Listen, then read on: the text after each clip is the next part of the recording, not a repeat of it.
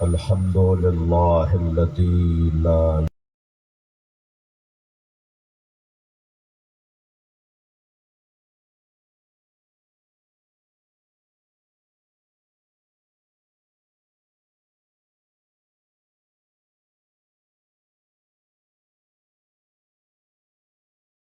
يرى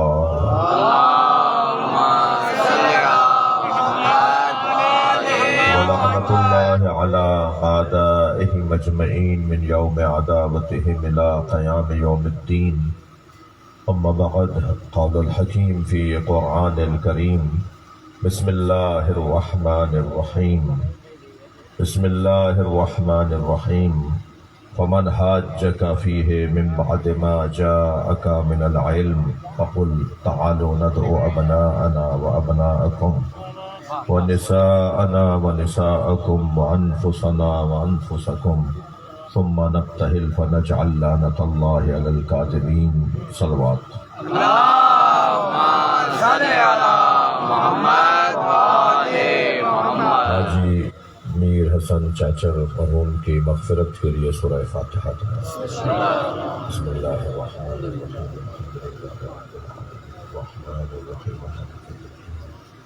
إياك نعبد وإياك نستعين اهدنا الصراط المستقيم صراط الذين أنعمت عليهم غير المغضوب عليهم ولا الضالين.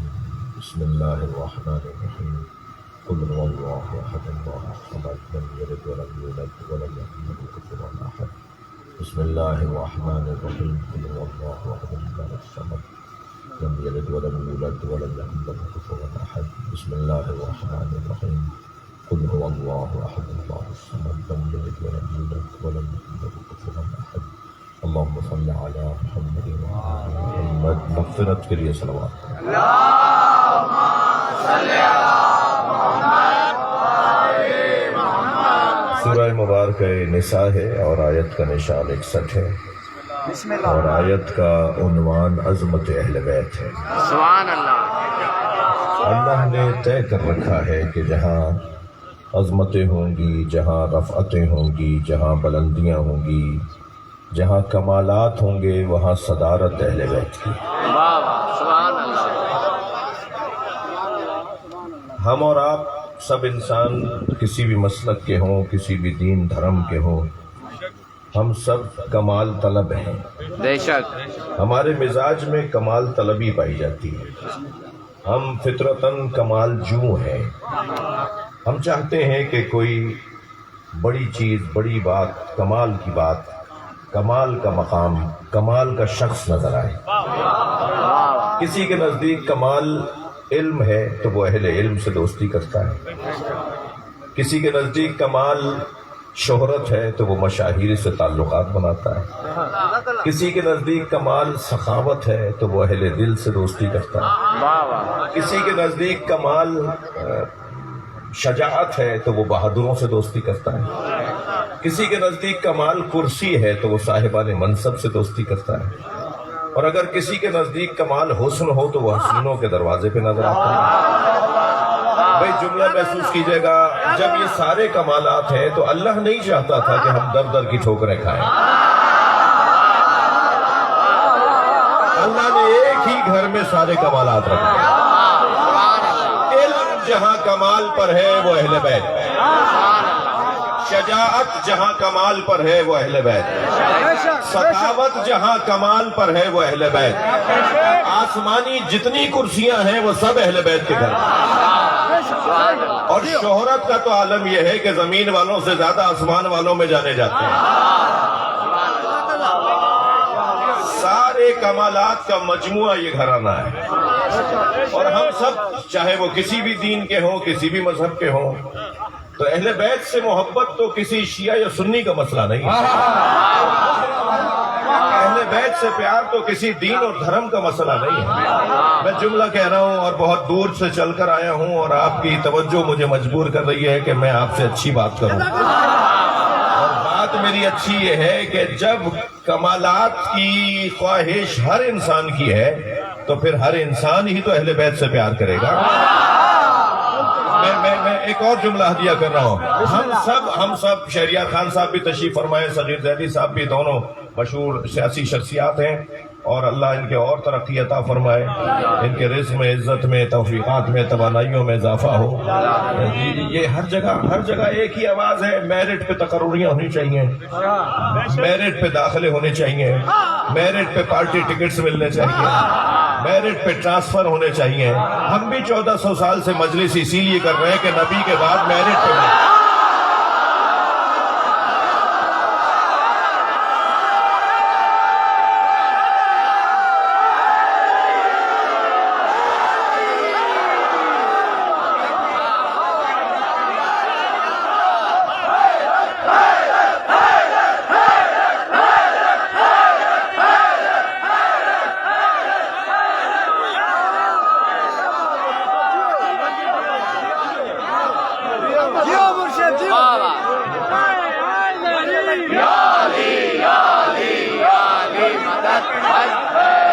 راستے میں میرے ایک ساتھی مجھ سے کہہ رہے تھے اتنی دور چل کے جا رہے ہیں, اس رات میں لوگ ہوں گے؟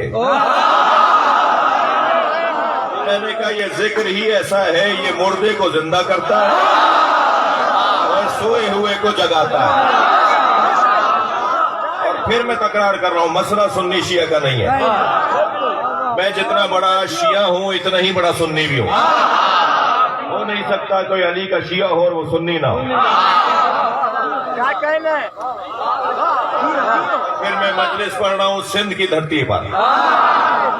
سندھ جو تو دیوان بھی مولا ہی ہندوا.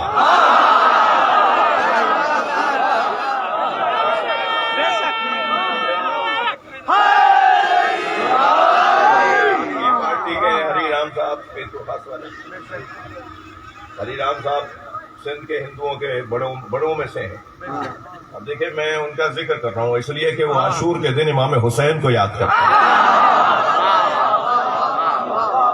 ایک مجلس میں ہندو بانیوں کے یہاں پڑھتا ہوں تھر کی طرف, عمر کوٹ کے اندر, بانی اس کے ہندو ہوتے ہیں, اور سال بھر میں کوئی 5 یا 6 مجلس ہیں جن کے بانی سنی ہوتے ہیں. تو یہ کس نے کہہ دیا کہ ہماری ہے کربلا؟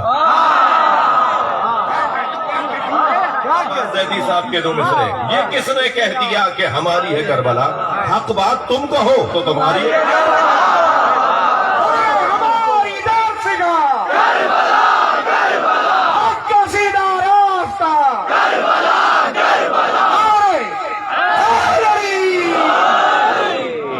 یہ جو میں نے اس وقت عنوان اپنی گفتگو کو قرار دیا تو یہ مشترکہ عنوان ہے.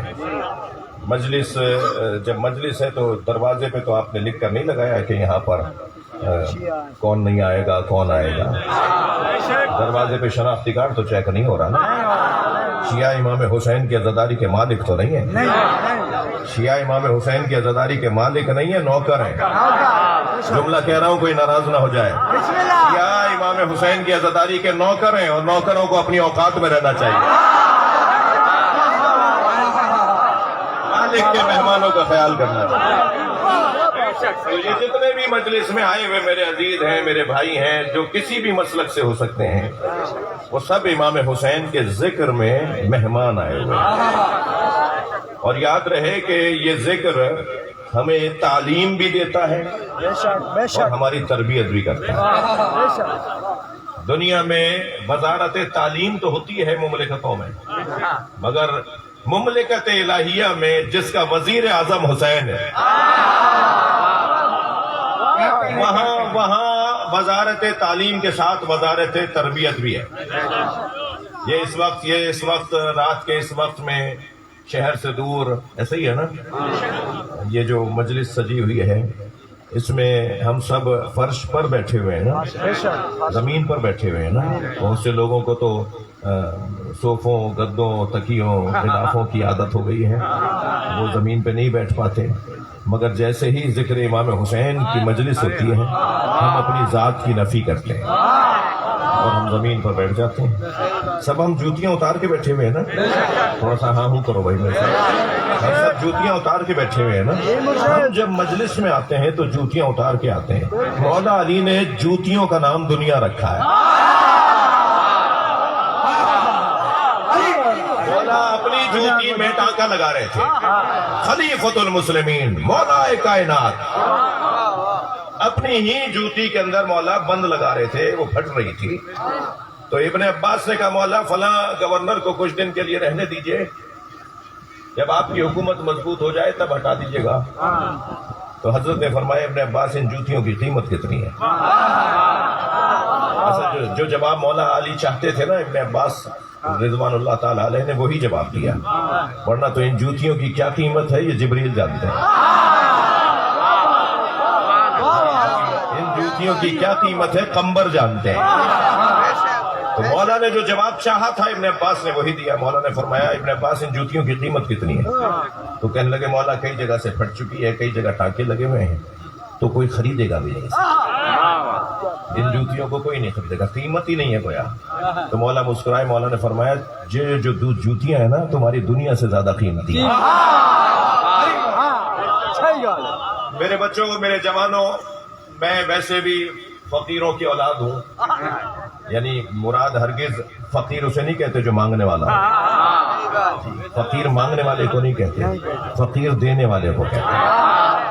مجھے معاشرے میں فقیر مل نہیں رہے ہیں، اگر آپ کو ملے تو مجھے ملوائیے گا. میں ٹنڈو آدم سے، سانگڑ سے ٹنڈو آدم جا رہا تھا تو رستے میں ریلوے کراسنگ آتی ہے، تو پھاٹک کے اوپر گاڑی آہستہ ہوئی تو پھاٹک پر جو چھوٹی دیوار لگی ہوئی ہوتی ہے جس میں پھاٹک جوڑا ہوا ہوتا ہے، وہاں ایک فقیر بیٹھا ہوا تھا. تو میں نے اپنی گاڑی کا شیشہ اتار کر اسے سلام اور یا علی مدد کہا. تو اس نے جب دیکھا کہ وہ مجھ سے مانوس ہے، یعنی مجھے پہچان لیا، تو اس نے دور سے آواز دے کر کہا کچھ دوں؟ میں نے فوراً دوست سے کہا بھائی گاڑی روکو، مجھے پہلا فقیر ملا ہے، ورنہ یہ جو چوکوں پہ مانگنے والے ہوتے ہیں یہ فقیر نہیں ہے، ذلیل ہے. فقیر تو دینے والا ہوتا ہے، فقیر سے زیادہ امیر کوئی نہیں ہوتا. میں نے کہا جی گاڑی روکو مجھے. میں گاڑی سے اترا، وہ بھی میرے قریب آئے، مجھ سے کہنے لگے کچھ دوں؟ میں نے کہا جی عطا کریں. کہنے لگا بتاؤ زہد کسے کہتے ہیں؟ تھوڑی گردن ہلانا بھائی. کہنے لگے بتاؤ زہد کسے کہتے ہیں؟ میں نے کہا جی آپ بہتر جانتے ہیں. میں ان بچوں جوانوں سے کہہ رہا ہوں کسی بڑے کے پاس جایا کرو نا، بولنا کم کرو، ہاں سننا زیادہ کرو. جو ہم کسی بڑے کے پاس بھی جا کے ہم ہی بولتے رہتے ہیں نا، یہ ہمارا نقصان ہے. بڑے کے پاس جاؤ تو خاموش بیٹھ جاؤ. بچوں جوانوں سے بات کر رہا ہوں، بزرگوں سے تو مجھے دعا چاہیے. جب بھی کسی بزرگ کے پاس جائیں تو خاموش ہو کر بیٹھیں، اسے بولنے دیں.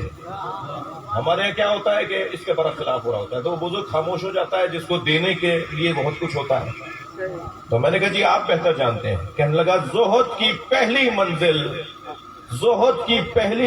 ذات کی نفی ہے. بھائی تھوڑی بات کیجیے گا مجھ سے آپ. میں نے کہا جی دوسری منزل کیا ہے؟ کہنے لگے اس پہ عمل کر لو، کوئی مجھ جیسا فقیر ملے گا دوسری منزل بتائیں.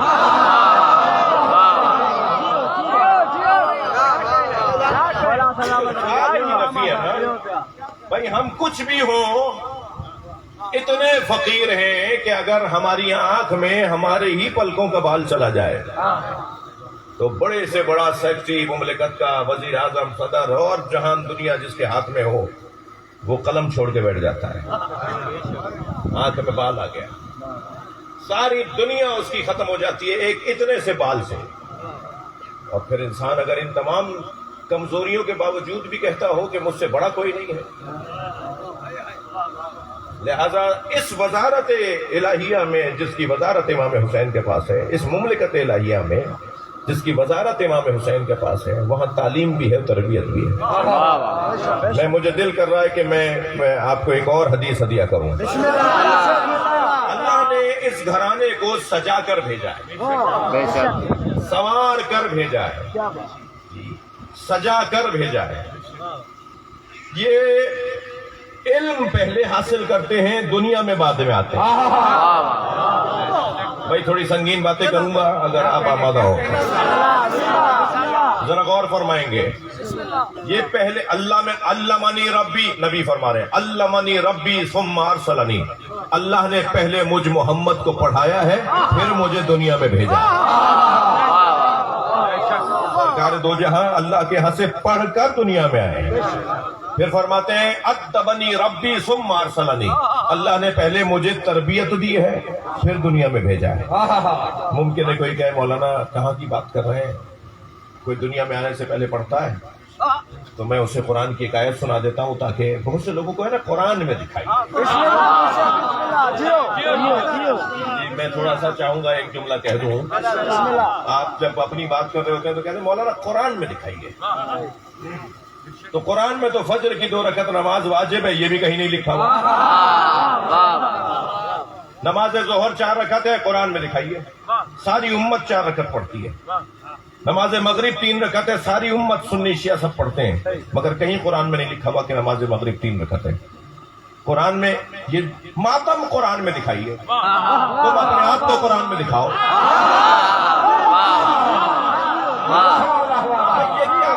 کیا منطق ہے؟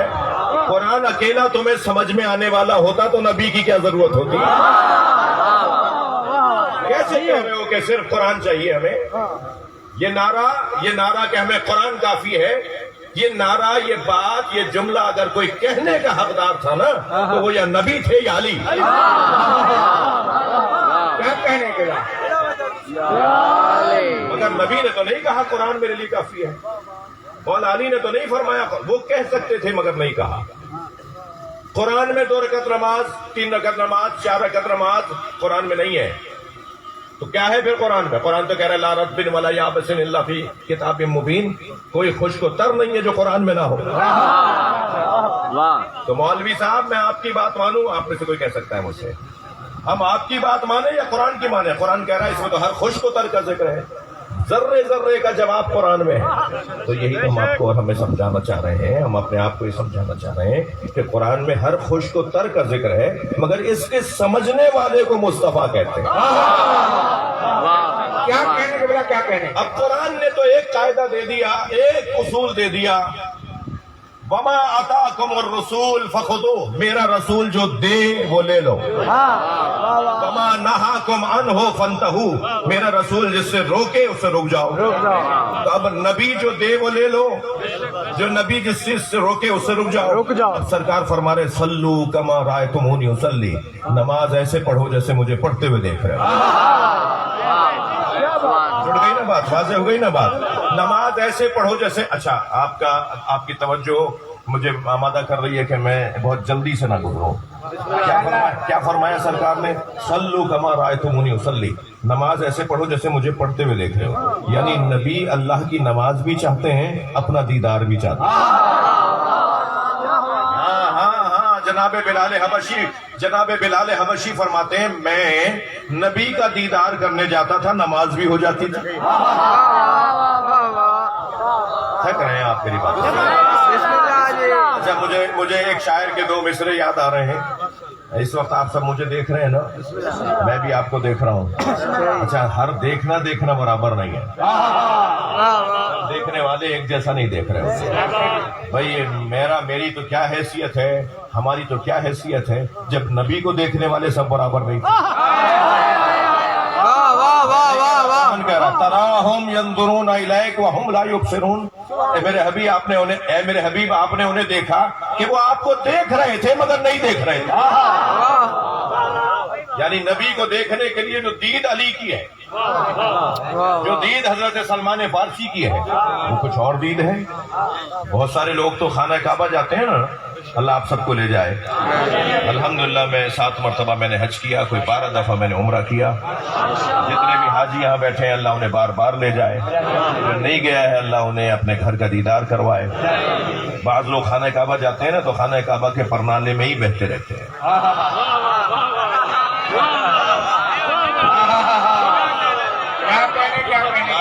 بعض لوگ خانہ کعبہ کے پردے میں ہی لٹکے رہتے ہیں، بعض لوگ خانہ کعبہ کے دروازے سے ہی چپتے رہتے ہیں، اور کچھ لوگوں کا تو تالا ہی نہیں کھلتا۔ اور توجہ چاہوں گا، کچھ تو ہے جو خانہ کعبہ کو دیکھ دیکھ کر کعبے میں ہی رہتے ہیں، اور کچھ ہے جو خانہ کعبہ سے مالک بیت تک جاتے ہیں۔ خانہ کعبہ سنگ میل ہے، منزل نہیں ہے۔ توجہ ہے؟ اگر آپ نے، میں نے، ہم میں سے کسی نے یہ عقیدہ رکھ لیا نا کہ اللہ مکے میں کعبے میں رہتا ہے، تو یہ توحید کے عقیدے سے ہمیں باہر نکال دے گا. اللہ مکے میں کعبے میں نہیں رہتا, اللہ میری رگے جان سے قریب رہتا ہے. اور قرآن کہہ رہا ہے نحن اقرب من حبل الورید, ہم تمہاری رگے جان سے بھی زیادہ قریب ہیں. کہاں نہیں ہیں ہم, اللہ کہاں نہیں ہے. تو دیکھنا مختلف ہے. تو شاعر کہتا ہے کہ ادائے دید سراپا نیاز تھی میری. یہ جو دیکھنے کا انداز ہے نا, پیار بھرا لہجہ, پیار بھری آنکھیں. شاعر کہتا ہے ادائے دید سراپا نیاز تھی میری, کسی کو دیکھتے رہنا نماز تھی میری. کیا کہنے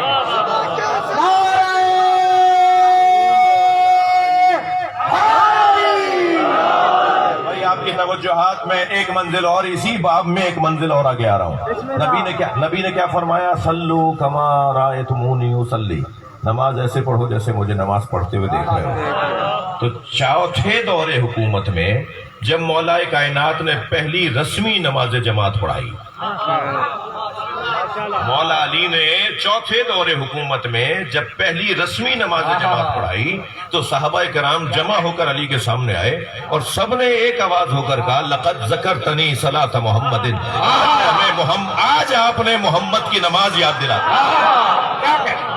تو نبی کیسے نماز پڑھتے ہیں ایک مثال ہو گئی. دوسری مثال آپ کی توجہات پر منحصر ہے.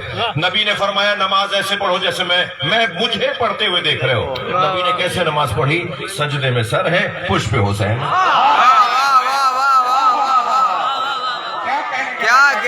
کیا کہنے نبی نے ایسے نماز پڑھی.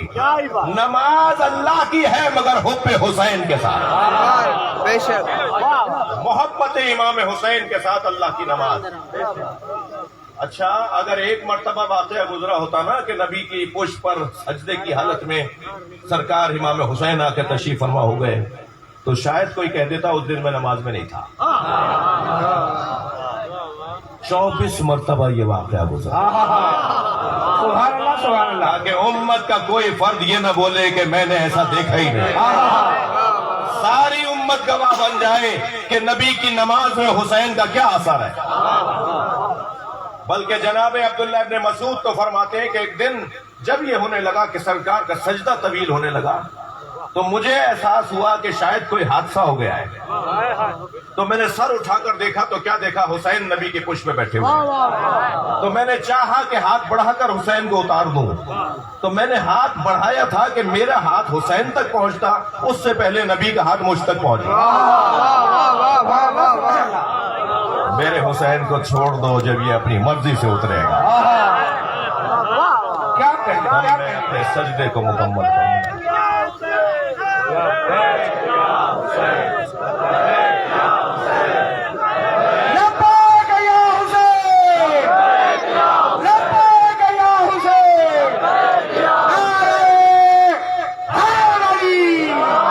دیکھیے وہ جو میں ایک قول آپ کو ہدیہ کرنا چاہ رہا تھا اور میں نے ایک جملہ آپ سے کہا کہ اللہ نے انہیں سجا کے بھیجا ہے, یہ وہاں سے پڑھ کر آئے ہیں. کہ سورہ رحمان کے آغاز میں ہی اللہ نے اعلان کیا الرحمن علم القرآن خلق الانسان. وہ رحمان جس نے قرآن کی تعلیم دی ہے اور پھر انسان کو خلق کیا. بھائی انسان پہلے بنا یا قرآن کی تعلیم پہلے آئی؟ اللہ کہہ رہا ہے قرآن میں نے پہلے پڑھایا ہے پھر انسان کو خلق کیا ہے. سرکار کو اللہ نے خلق ہونے سے پہلے پڑھایا ہے. گردن ہلاؤ, سرکار کے فضائل نبی مکرم کی عظمت بیان ہو رہی ہے.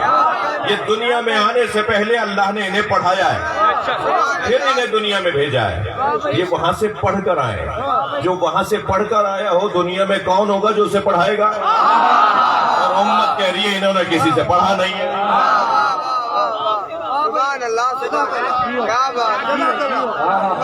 امت کہہ رہی ہے نبی نے کسی سے نہیں پڑھا. بھائی دنیا میں کون ہے جو نبی کو پڑھائے؟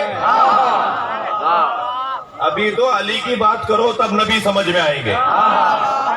میرے مولا علی کے پاس 27 مشکل سوال جوڑ کر لائے اور یہ سوچ کر آئے کہ کسی سوال پر علی کہہ دیں گے کہ اس کا جواب نہیں آتا. چھٹے سوال کے بعد بھول گئے کہ 7واں کیا تھا. علی مولا نے فرمایا میں بتاؤں 7واں سوال کیا ہے؟ فتوا کیا ہے، نہ کیا ہے؟ علی سوال بھی بتاتے تھے، جواب بھی بتاتے تھے۔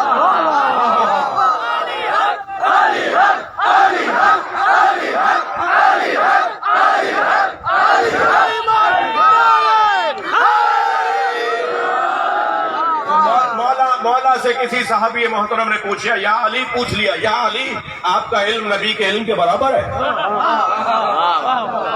تھوڑا گردن ہلانا بھائی، بات جاری ہے۔ یا علی آپ نے اتنے مشکل سوالات کے سوال بھی بتائے، جواب بھی بتائے، تو کیا آپ کا علم نبی کے علم کے برابر ہے؟ مولا علی کی پیشانی پر بل آ گئے۔ مولا علی کو ناگوار گزرا یہ سوال، فرمایا ھذا لعاب النبی، میرا علم لعاب مصطفیٰ ہے۔ جو علی کہہ سکتا تھا کہ میں نبی جیسا ہوں، وہ علی نہیں کہہ رہا میں نبی جیسا ہوں، یہ ملا کہتا ہے نبی ہم جیسے ہیں۔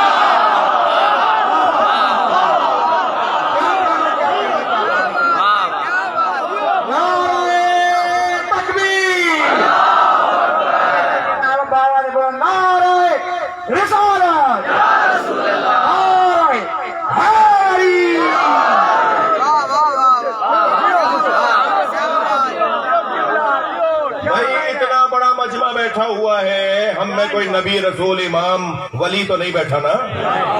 گردن ہلا، یہ بات کیجئے، ہم جو ایک جیسے ہیں وہ ایک جیسے نہیں ہیں۔ ہم سب جو یہاں بیٹھے ہوئے ہیں ہم سب ایک جیسے ہیں نا، مگر ہم ایک جیسے نہیں ہیں۔ افسران بھی تشریف فرمائے ہیں، سیاستدان بھی تشریف فرمائے، اہم ترین کاغذات پر دستخط کے بعد ہم سے انگوٹھا بھی لگوایا جاتا ہے۔ ارے بھائی پڑھے لکھے ہیں، ہم نے دستخط کر دی، انگوٹھا کیوں لگوا رہے ہو؟ تو انہیں تو جواب آتا ہو یا نہ آتا ہو، مگر فلسفہ اس کا یہ ہے کہ دستخط جعلی ہو سکتا ہے، اللہ کا بنایا ہوا جعلی نہیں۔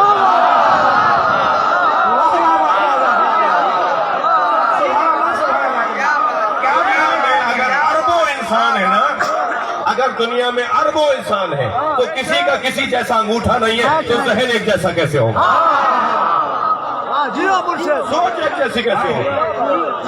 کیا کہنے کے خبردار، میں شیعہ برادری کو ایک نصیحت کروں گا اور ایک نصیحت سنی برادری کو۔ کیا ہوا، نصیحت پہ کیوں خاموش ہو؟ شیعہ برادری کو نصیحت یہ کروں گا، مولا علی کے نام پہ لڑا مت کرو۔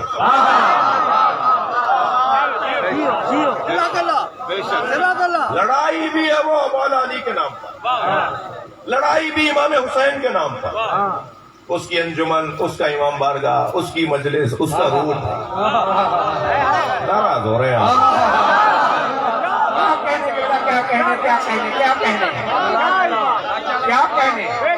اچھا تھوڑی دیر کے لیے سنی بھائی کان بند کر لیں، میں شیعوں سے بات کر رہا ہوں۔ سمجھ جو ہے، لڑائی بھی، جھگڑا بھی، وہ بھی مولا کے نام پر۔ شرم آتی ہے جب ڈی سیز اور کمشنرز اور سیکٹریز کے پاس اور حکومتی اداروں کے پاس آپس کی لڑائیاں آپ لے کے جاتے ہیں۔ اچھا یاد رہے کہ میں مجلس یہاں پڑھ رہا ہوں، مگر یہاں کے لیے نہیں پڑھ رہا ہوں۔ بھائی ویڈیو بن رہی ہے، دسیوں تو موبائل اٹھے ہوئے ہیں، نہ جانے اس وقت کینیڈا میں کون بیٹھا ہماری مجلس سن رہا ہوں، نہ جانے کون اس وقت آسٹریلیا میں مجلس ہماری سن رہا ہوں۔ اب تو دنیا ویسے ہی مٹھی میں آ گئی ہے، زمانہ تو ویسے ہی چھوٹا ہو گیا ہے۔ پہلے جب ہم واقعات سناتے تھے نا کہ مولا علی 2 انگلیوں کے درمیان منظر دکھایا تو لوگوں کو یقین نہیں آتا تھا، آج یہ 2 انگلیوں کے درمیان ہی تو منظر دیکھا۔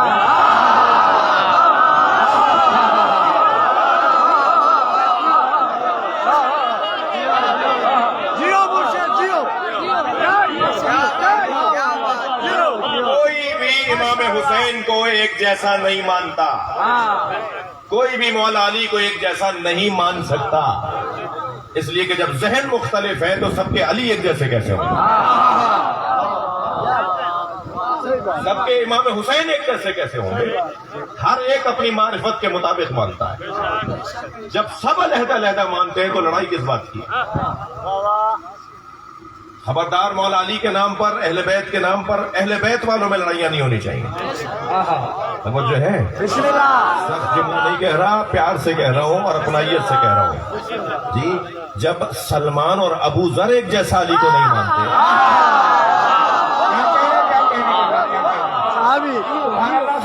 حضرت عمار اور حضرت سلمان ایک جیسا نہیں مانتے، تو پھر میں اور آپ ہم ایک جیسا کیسے مانیں گے؟ تو خدا کے واسطے یہ باب بند ہونا چاہیے. اپنی لڑائیاں، اپنے اختلاف اپنے گھر میں، اپنے مسجد امام بارگاہ میں نمٹا کر پھر افسران کے پاس جایا کریں. یہ افسران آپ سے ملنے آتے ہیں یا آپ جاتے ہیں، دو باتیں ہوتی ہیں. ہماری بڑی شخصیات کے پاس افسران چل کے آتے ہیں اور ہمارے لوگ جاتے بھی ہیں، اور ایسا ہونا چاہیے اور صحیح ہوتا ہے ایسا. سیاسی شخصیات کے پاس بھی آپ جاتے ہیں، وہ بھی آپ کے پاس آتے ہیں، ٹھیک ہے. مگر اپنے اختلافات ان فورموں پہ نہ لے کے جاؤ جہاں پر لے جانے سے شرمندگی ہوتی ہے. اور ایک نصیحت میں سنی بچوں سے کروں گا، سنی جوانوں سے ایک نصیحت کروں گا. آپ سے نصیحت یہ ہے کہ آپ شیعہ مینجمنٹ کے ہاتھ میں جو مسجدیں ہیں ان میں آ کے نماز پڑھا کریں. ویسے ہی پڑھیں جیسے ہاتھ باندھ کے آپ پڑھتے ہیں، جیسے آپ کو سکھایا گیا ویسے ہی پڑھیں. مگر جہاں شیعوں کی مسجدوں اور انتظامات ہیں وہاں پڑھا کریں نماز، یعنی وہ آپ کے لیے کھلی ہوئی مسجد ہے. مجھے وہ سنی بہت اچھا لگتا ہے جو لاکھوں شیعوں میں ہاتھ باندھ کے نماز پڑھا، مشہد میں، نجف میں، کربلا میں، مولا علی کے مزار میں، مولا حسین کی بارگاہ میں، امام رضا کی بارگاہ میں. وہ جو ہاتھ باندھے ہوئے 20 25 50 جگہ جگہ کہیں کہیں نظر آ رہے ہوتے ہیں، وہ مجھے اتنے اچھے لگتے ہیں دو باتوں کی وجہ سے. ایک تو وہ مجھے اس لیے اچھا لگتا ہے کہ وہ لاکھوں شیعوں میں ہاتھ باندھ کر مطمئن نماز اس لیے پڑھتا ہے کہ اسے پتہ ہے شیعہ مارتے نہیں ہیں.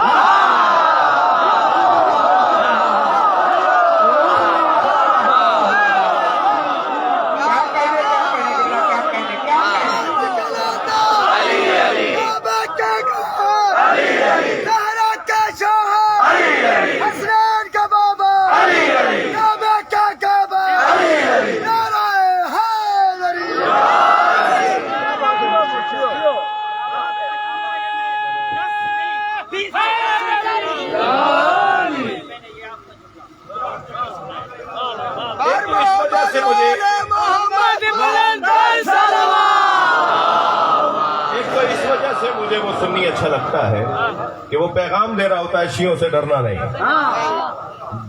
مجھے وہ سنی بہت اچھا لگتا ہے جو لاکھوں شیعوں میں ہاتھ باندھ کے نماز پڑھتا. ایک اس وجہ سے اچھا لگتا ہے کہ وہ یہ پیغام دیتا ہے شیعوں سے ڈرنا نہیں ہے، مارتے نہیں ہیں.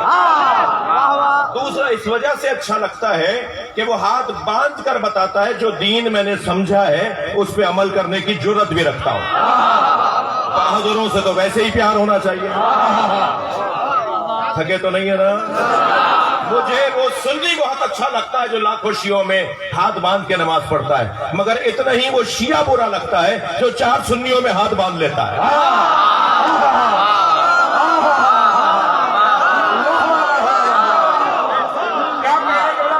تمہیں شرمندگی ہے کہ امام جعفر صادق کو مانتے ہو؟ تم پشیمان ہو کہ علی والا کو مانتے ہو؟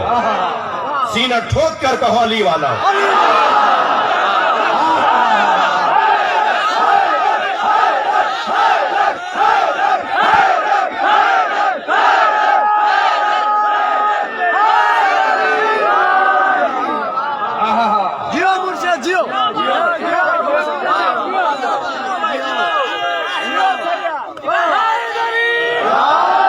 پاکستان سنی شیعہ نے دونوں نے مل کے بنایا. یہ صرف سنیوں نے نہیں، صرف شیعوں نے نہیں بنایا، دونوں مل کر، بلکہ ہمارا کتنا حق ہے اور حصہ ہے کہ کوئی محمد، علی اور فاطمہ سے پوچھے. میں مضمون سے ہٹا نہیں ہوں. آج 14 اگست ہے، میں اپنے مضمون پر بات کر رہا ہوں. لہذا یہ وطن ہم سب کا ہے. شیعہ حضرات اہل سنت کا احترام کریں اور اہل سنت شیعوں کا خیال کریں. ہم ہر گھر میں، ہر شہر میں، ہر محلے میں سب ساتھ رہتے ہیں. اور جتنا ان سیاستدانوں کو اس مسئلے کو دیکھنے کا موقع ملتا ہے یہ سب کے ہیں. سیاستدان ریاست کا کام یہ نہیں ہے کہ وہ مسلکی بنیادوں پر لوگوں کے ساتھ معاملات کریں. جو سیاستدان ہیں، ذمہ داران ہیں، جن کے ہاتھ میں اختیارات ہیں، ان کے نزدیک ہر پاکستانی شہری ایک جیسا محترم ہونا چاہیے. سب کا احساس کرتے ہوئے سب کے اپنے اپنے مذاہب اور ادیان اور ان کے جو مراسم ہیں ان کی ادائیگی کو خیال رکھتے ہوئے سب کا احترام ہونا ہے. کوئی مالک نہیں ہے پاکستان کا، سب پاکستان کی خدمت گزار ہیں. لہذا ہمیں کوئی ایسی بات، کوئی ایسا کام نہیں کرنا جو پاکستان کے مفاد کے خلاف ہو، جو مملکت کے مفاد کے خلاف ہو. توجہ کر لی. عزیزان گرامی، میرے بھائی شہریار جس پارٹی سے ہیں ان سے، ان کے بڑوں سے بھی میری ملاقاتیں، آپ کے سینئر سے بھی میری ملاقاتیں. یہ جو چور رستے سے بل آیا ہے،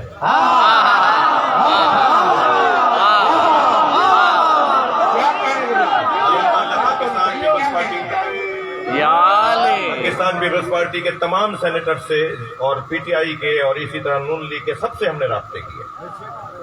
اور تاج حیدر صاحب نے تو ابھی 2 دن پہلے اس بل کے بعد ٹیلی ویژن پر بتا بھی دیا کہ انہوں نے، مولا بخشانڈیو صاحب نے، اسی طرح وقار مہدی صاحب نے، کہ بھئی ہم نے نہیں مانا، ہم نے تسلیم نہیں کیا، مگر کیسے بل پاس ہوا ظاہر ہو گیا. تو اب میں ایک جملہ کہتا ہوا جاؤں گا، اور وہ جملہ یہ ہے کہ پاکستان، اور کس سے کہوں گا؟ آپ کے توسط سے پاکستان کے حفاظتی اداروں سے کہوں گا، جن کی وجہ سے پاکستان آج اس حیثیت میں ہے کہ پوری دنیا پاکستان کی مضبوطی کی اعترافی ہے، معترف ہے کہ پاکستان کی سرحدوں کو کوئی ٹیڑھی آنکھوں سے نہیں دیکھ سکتا. پاک فوج جس نے پاکستان کو الحمدللہ آبرو کے ساتھ یہاں تک پہنچایا ہے، اور آئندہ بھی میں اگرچہ اولویت اور ترجیحی بنیادوں پر میرا جو پریکٹس ہے میری، وہ فقہ امام جعفری صادق پر عمل کرنا ہے. تو میں جعفریوں کی طرف سے ایک جملہ کہہ رہا ہوں کہ اگر پاکستان کو کسی نے میلی آنکھ سے دیکھا نا، تو سب سے پہلے وہ آنکھ نکالنے والے علی کے شیعہ ہوں.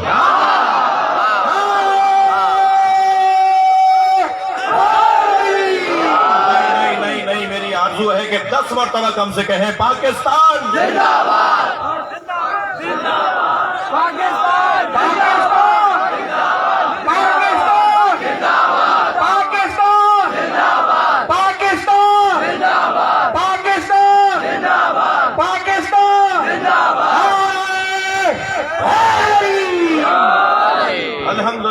الحمدللہ بہت اچھے ہم یہاں تک آئے ہیں، اور آگے بھی یہ مملکت، اس کی نظریاتی سرحدیں اور اس کی زمینی سرحدیں دونوں محفوظ رہیں گی. اور اس میں میری اور آپ کی اور ہمارے سیاستدانوں کی اور ہمارے ملک سنبھالنے والوں کی خاص توجہ ضروری ہے.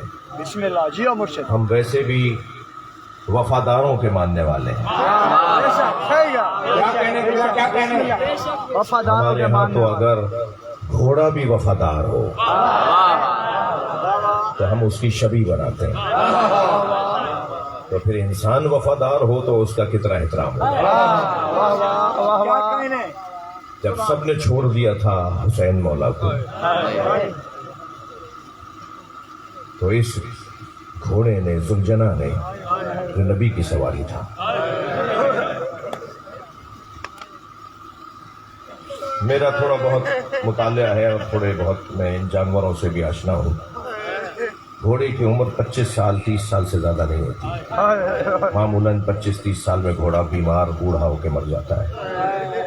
مگر نبی کی برکتوں میں سے ایک برکت کہ نبی جس سواری پہ بیٹھ جاتے تھے وہ بوڑھی نہیں ہوتی تھی.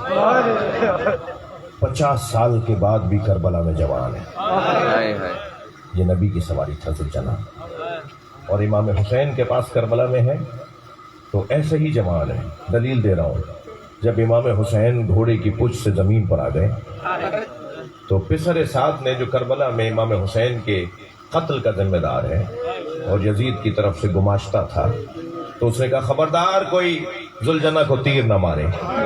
میں نے بچپن میں نبی کو اس پہ بیٹھے دیکھا، اسے تبرک کے طور پہ رکھوں گا، اسے پکڑ کر لے آؤ. اجرکم اللہ، اجرکم اللہ.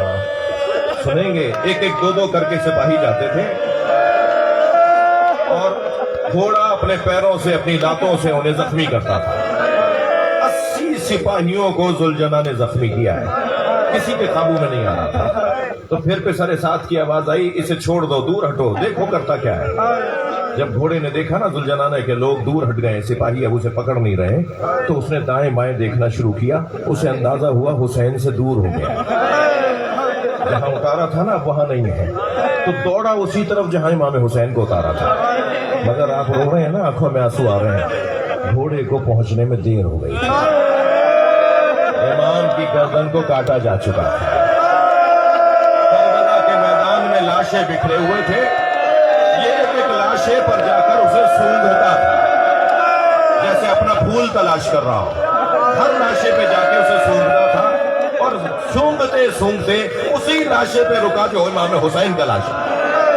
इमाम के बदन मुबारक पे आपका सर नहीं था, आपका सर मुबारक काट के ले गए थे, इमाम की गर्दन से खून निकल रहा था। सुनेंगे, इसने अपनी पेशानी को खून से रंगीन किया और जमीन करबला पे ऐसे पैर मारने लगा जैसे मातम कर रहा हो, और ऐसे इसके गले से आवाज आने लगी जैसे नौहा पड़ रहा हो, और फिर दौड़ता हुआ गया है खैमों की तरफ। आपने बहुत सुना होगा, बेटियों को बाप से प्यार होता है। अजरो कमल अल्लाह, अजरो कमल अल्लाह। जिनको रोना आ रहा है, जिनके मजहब में रोना जायज है, वो तकल्लुफ करके ना रोए। अल्लाह आपकी इन आवाजों पर आपको अजर अता फरमाए। बेटियों को बाप से बड़ा प्यार होता है, बाप भी बेटों की निस्बत बेटियों से ज्यादा प्यार करते हैं।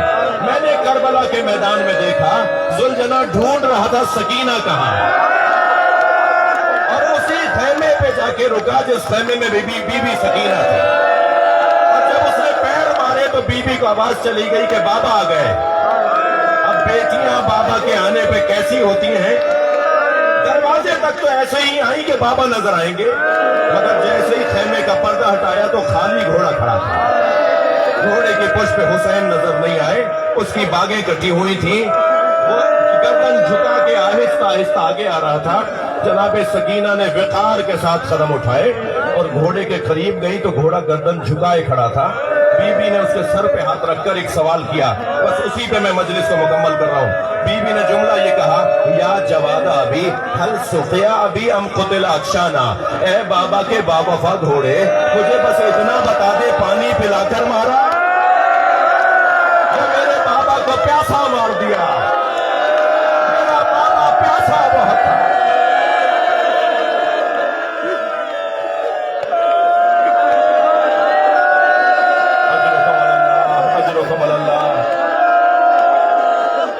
आपका आशिकाना अंदाज से रोना मुझे मजबूर कर रहा है कि एक मंजिल और आगे आ जाए, बस एक मंजिल और। एक यजीदी लश्कर का सिपाही कहता है कि मैंने देखा जब खेमे जल रहे थे तो एक बीबी जलते हुए खेमे में जाना चाहती थी, मगर खेमे की चोट से उसका सर लगता था। वो फिर रास्ता बदल के फिर जाना चाहती थी। वो यजीदी लश्कर का सिपाही कहता है, मैं ये समझा कि किसी ने इस बीबी के सर पे जरबत मारी है जिससे इसकी आंखों का नूर चला गया है। तो कहता है, मैं करीब गया और मैंने आवाज देकर कहा, तुम्हें नजर नहीं आ रहा, आगे तो आग जल रही है, तुम आग में अंदर जाना चाहती हो, ये तो आग जल रही है। तो उसने मुड़कर मुझे देखा और कहा, या शेख इन्ना लना फीहा अलीलुन, इस खेमे में हमारा बीमार रह गया है। अजरो कमल अल्लाह, जो अपने पैरों से चल के नहीं आ सकता। और वो बीवी खेमे में चली गई और अपनी पुष्प ज़ैनुल आबिदीन को उठा के लाई। अजरो कमल अल्लाह, अजरो कमल अल्लाह। बस आखिरी मंजिल। अज़ादारों, जलते हुए खेमे से इमाम सज्जाद को लाना कितना मुश्किल था, कोई जनाबे ज़ैनब से पूछे, मगर उससे ज्यादा मुश्किल था कब्र सकीना से बीबी रबाब को उठाना। लेकर आते थे, बीबी फिर चली जाती थी। जनाब ज़ैनब ने फरमाया, भाभी काफिला तैयार है, तो रोकर फरमाने लगी, मेरा मदीने में कौन है? मेरा वाली करबला में रह गया, मेरी बच्ची शाम में अकेली है। अल्लाह आपको शाम ले जाए जनाब सकीना की ज़ियारत को। जब आप जनाब ज़ैनब को सलाम कर ले तो बीबी सकीना की ज़ियारत को आप जाएंगे। अल्लाह आपको शाम बीबी सकीना की ज़ियारत का शरफ अता करे। اب جب جائے نا آپ تو جالی سے قبر کو ضرور دیکھیے گا. آج بھی شام کے دیہات کی عورتیں کھلونے لا کے ڈالتی ہیں, دنیائیں لا کے ڈالتی ہیں, اور ایک نوحہ پڑھتی ہیں تمہاری ماں سے وعدہ کیا تھا ہم سکینہ کی قبر پر آتے رہے.